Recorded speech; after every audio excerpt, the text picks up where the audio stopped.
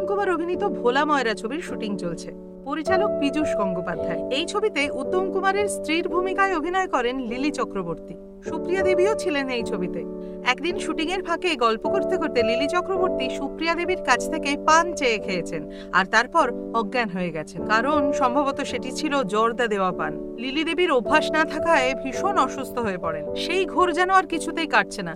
ছবিতে যে বেডরুমের সেট তৈরি করা হয়েছিল তিনি সেখানে গিয়েই শুয়ে পড়েন আর তারপর অকাতরে ঘুমিয়ে থাকেন। লাঞ্চ টাইমে তার খাবারটা বেড সাইড টেবিলে দিয়ে যাওয়া হয়। দীর্ঘক্ষণ পর ঘুম থেকে উঠে লিলি দেবী জিজ্ঞাসা করেন তার খাবারটা কোথায়। জানতে পারেন তিনি যখন ঘুমিয়েছিলেন তখন মহানায়ক উত্তম কুমার স্বয়ং বারবার এসে তাকে দেখে গেছেন আর বারবার সবাইকে বলেছেন কেউ যেন তার ঘুম না ভাঙায় আর ওনার খাবারটা যেন সযত্নে রেখে দেওয়া হয়। অভিনেত্রীর ঘুম ভাঙলে যেন তাকে ঠান্ডা খাবার কিছুতেই খেতে দেওয়া না হয়, গরম করে তবেই যেন লিলি দেবীকে খাবারটি পরিবেশন করা হয়। এই ছিলেন আমাদের মহানায়ক উত্তম কুমার।